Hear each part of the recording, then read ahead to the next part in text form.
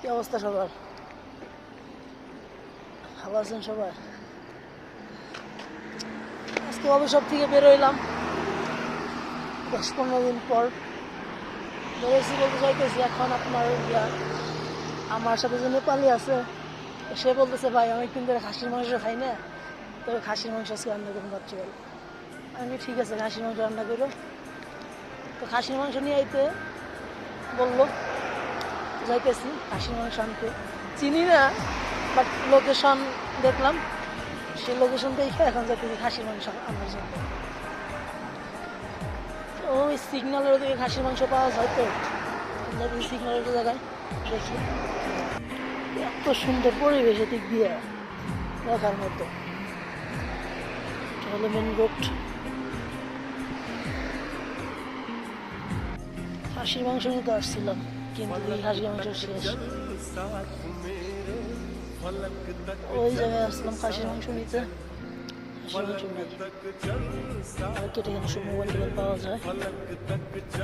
তো এখন ঘুরে ঘুরে চলে যেতেছি, কি করুন পাইলাম না। আবার হচ্ছে আপনার পাহাড়ের মধ্যে, তো উঁচা সব জায়গায় উঁচা দেখছেন, সব এগুলো পাহাড় কাইটে এগুলো আপনার সব তৈরি হয়েছে।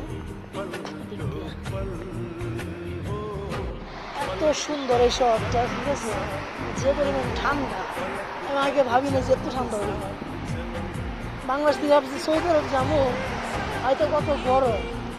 হ্যাঁ, তো সোয়েট জ্যাকেট ম্যাকেট কিছু আনি নাই।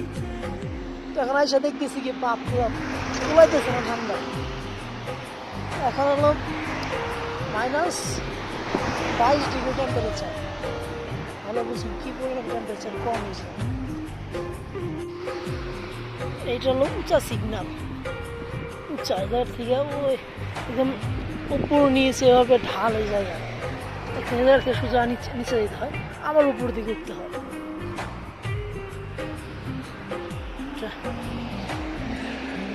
এগুলো আবাসিক হোটেল এদিকে সব। ওইটা হলো আপনার খামিশের পার্ক। এটা সব বাচ্চারা আসে রাত্রেবেলা, সব মেয়েরা ছেলেরা সবাই রাত্রেবেলা থেকে পার্কে আসে।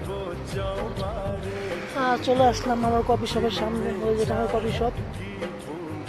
এখন কি করুন, খাসির মাংস খাইতে দিচ্ছিলাম, তো পাইলাম না খাসির মাংস, তো না পাই চলে আসলাম। আমি তো আরবি তো ঠিক মতো বুঝি না, তো বলছিলাম ওষুধ মানে নাই, খাসির মাংস নাই, কালকে সকালে দিতে বলতেছে।